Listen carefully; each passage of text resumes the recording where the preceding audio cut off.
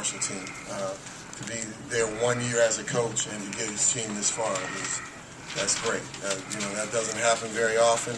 They're a very young team, and to come in and do what he did was very special. So, I applaud him and his team. They had a great team, and we're just thankful that we had the opportunity to play in the game. This is special, and for me, these guys sitting here with me, they've been around me for a long time, and I'm just happy for them, and I'm thankful that who they are, and how they have continued to fight and didn't give up.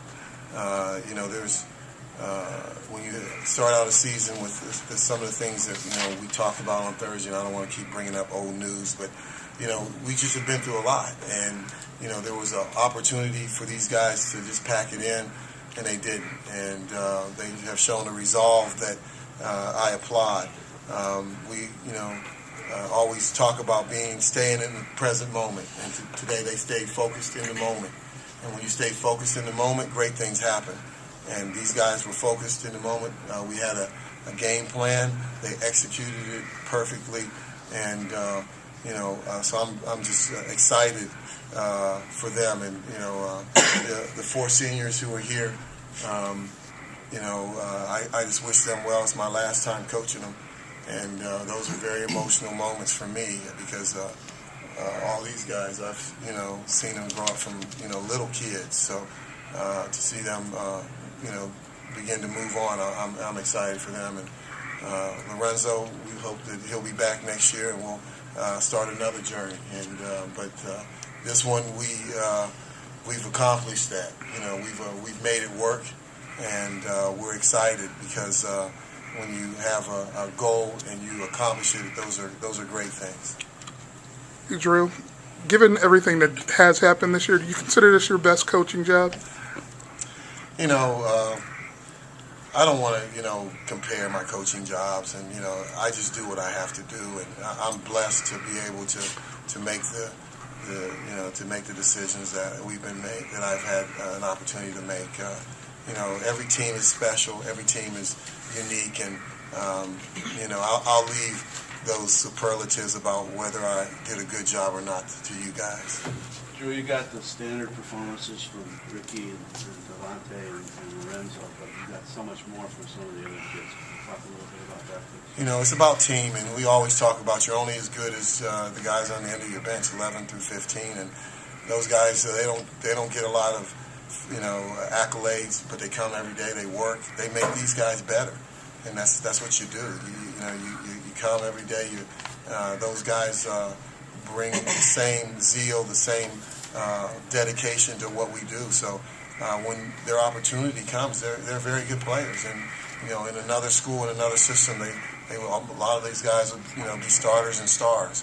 So they make that sacrifice to be here and be part of this. And hopefully, I believe that they recognize what that sacrifice means to be sitting here and be a state champion. What prompted your decision to play the zone, switch to the zone? We looked at some film. We talked to some people, and they're very Thurgood Marshall is very athletic. Watching the semifinal game, I saw that they were very good getting to the rim. I didn't see a knockdown shooter. I saw some guys that were okay, but I didn't see a knockdown shooter, and I felt that if they didn't have that kind of a shooter that could pull us out of it, then we were going to stay in it until they shot us out, and it was the right decision. They didn't shoot us out. We changed the zone up a little bit. First we were kind of in a little bit of a matchup, and then in the second half we went just to a regular flat 2-3, and these guys executed it perfectly. Drew, just to be in the right behind Middletown now, I don't know how you feel about that. Middletown's a little before me. I'm old, but I'm not quite that old, so it's a little before me. But I'm a student of the game. I recognize what they accomplished, and I know to have 6 state championships for St. Mary and to be a part of 5 of them, and to be the head coach of 3 is it's an honor, and I definitely don't look. I'm ecstatic and very thankful that I've been blessed to be in this moment, and to be a part of what we do. The tradition is great, and some of you guys saw that after the game. There's so many guys that were here from former teams, and that's what makes this tradition good. Is because they keep coming back. They just come back and they help out, and it's special. And it means a lot, definitely. I think you're 11-9 after the regular season. Could you just reflect a little bit about how you really toughened up the schedule and what that meant to get you? Well, I didn't mean to toughen it up that like that. Honestly, we set the schedule up based on the talent that we believed we had coming back, and then these guys, all of us, got thrown a curveball early, with Jakar Sampson not coming back, and he's a top 25 player. So going into the season, everyone was asked to do different things, and that took a lot out of us. There was a lot of soul searching, a lot of conversations, a lot of anger. There was some pain involved in it, all of it, because now guys are going to be asked to do different things, and I'm sure that they wish that maybe I hadn't scheduled some of those nationally ranked teams, but it got us to where we are, because if you play great teams, then when you get in situations like this, it doesn't faze you, and you can just see the resolve with these guys today.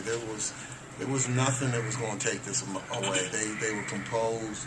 They did everything they were asked to do. We had a couple boneheaded plays, but that's part of a basketball. But the record is the regular season record is what it is. But we always play for the tournament, and that's when it counts. Devontae, you guys closed out the third quarter, I think it was a 9-1 run, and I think you had 6 of those, including that acrobat. Can you talk a little bit about that? Kind of was like the turning point of the game, don't you think? Yeah. But I think our defense kind of helped a lot too. I had a couple of easy buckets that kind of gave us a little bit more of a lead. But I think on the defensive end, we got a lot of stops, and that was really turned the game around. Could you talk about that shot? I didn't really think I was gonna make that, actually. I kind of threw it up and it just kind of went in. So. Did you get fouled? Yeah. Yeah. Oh, yeah. I got fouled. Is that why you thought it wasn't gonna go in? Yeah. I got fouled a couple times, down there. And that one I got fouled too, and that's why I really didn't think it was gonna go in. I actually meant to hit the ball off the glass, so it just went up in the air and it just fell through. What would you call that? Skill. Yeah. Can any of the players just talk about when Jakar left, just talking about the pain of it all? Just anybody have feelings on? Oh yeah, I'll talk about that one. Mostly everyone think that we were mad at Jakar for leaving as a basketball player, but that's really not true. Over the 2 years of Jakar being at our school, that became one of our best friends. That became one of our brothers. So we were mad at him leaving as our friend, not as a player. As a player, we knew that he had to go, move on, do what he had to do to get his business straight. And so we were just sad because we lost a best friend. We lost a brother. Is it good to see him out there? Yeah, it's always good to see Jakar, especially with the smile on his face. It's always good. Could any of the players talk about the defense, switching to a zone? You guys haven't played a lot of zone in your careers here. Was that something how was your adjustment for that, and how do you like it? Say with this, man, we're just a defensive team. And even though we didn't play a lot of zone throughout the season, we still practiced it just for situations like this. So it wouldn't be new to us. So he just called out the zone, and we all knew what to do, and we just got it done. Were you surprised, or was it talked about in pregame when you went to the zone? We kind of had an idea that we were probably going to go to a zone because that team was real athletic and they just wanted to get the ball to the rim. And with those kind of teams, you kind of have to pack it in a little bit, make them shoot jump shots. So we kind of had an idea that we were going to play zone. Did you feel under any particular pressure towards the end of the game? You were handling the ball, they were kind of full court pressure you and double teaming you? Well, as a point guard, you get that a lot. I've been in a whole bunch of different types of situations like that. But I think that team pressured the ball probably the best out of all teams we played against. But I just I take a deep breath and just handle the rock. There was a pretty famous player who played at St. Pete about 8 or 10 years ago. And St. Pete has won 2 state championships in the last 3 years. I'm wondering what you guys' perspectives are on the legacy that you guys are leaving and building. The legacy is winners. St. Vincent, St. Mary, we're winners here. And we work hard, so I think that comes when you work hard. I think we work harder than a lot of other teams, so I guess this is just what we get for working real hard. Anybody else? Come on, Lorenzo, speak up. You guys can hear I don't know what to say. I mean, yeah, he's right. We work hard and everything. And, I mean, we're probably one of the only teams that comes in on Sunday and actually goes hard on a Sunday. I mean, we just work hard and we come to win. Lorenzo, you scored 7 in your 15 in the first quarter. How important was it for you guys to get out to such a good start? We knew coming out that they were an athletic and they jumped you off the start. So we wanted to come out ready to play and came at them quick so we could show them we're here ready to play too. Some of you guys on the way in here were saying they doubted us, or I mean, some people out there were yelling it or something. I mean, did you feel like you still had a chip on your shoulder even with this kind of tradition you've built? I think, I'm gonna say something because there's been a lot of naysayers,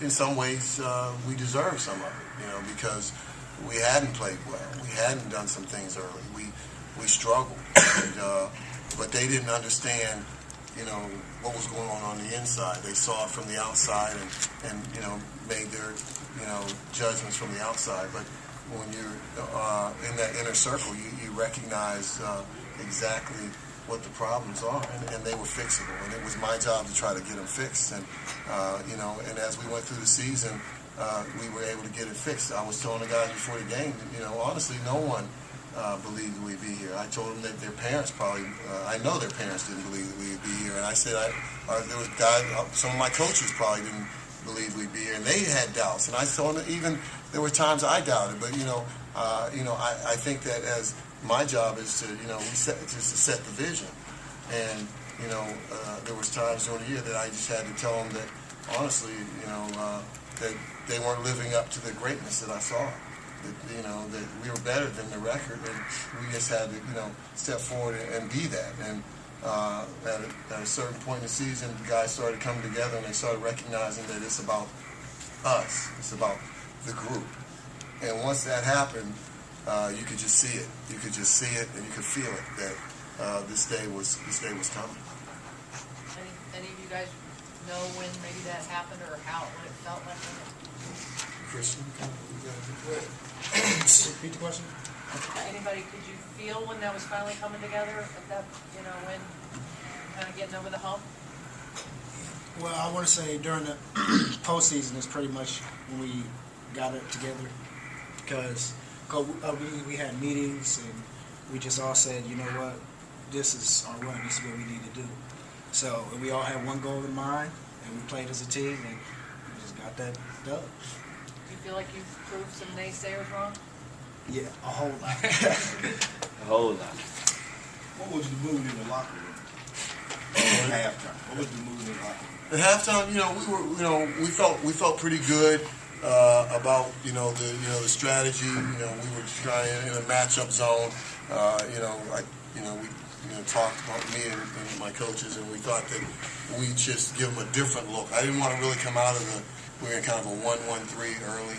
And we could see that they were struggling with it, but hey, coach is a good coach, and we thought that he'd figure it out. So we changed it a little bit. We went to a regular 2-3, and some of the things that they were brought to the second half just didn't work in the 2-3 because we took a lot of ball pressure away that they were seeing in the first half. We took a lot of that away, and now it was they were kind of in space, and sometimes those shots in space are the toughest ones to make. Okay, any more questions? Aaron, the necklace? Feels good. Feels good he putting it on. Wanna try it? Wanna put his necklace? It's the last go around, so I got as much as I could get. Yeah, in the beginning of the season, we told Coach Drew that as seniors we wanted to win our last game, and we got it done. So I just wanted to make that comment.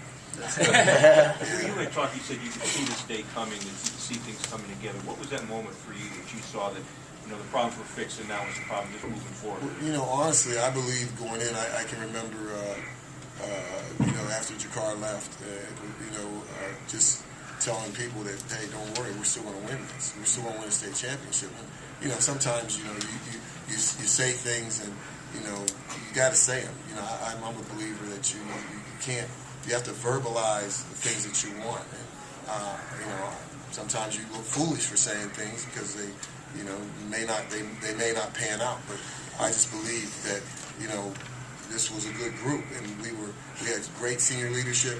We had, you know, good players at all the positions. I knew we were going to be really young at the post, but it was up to us to figure out how to get it done.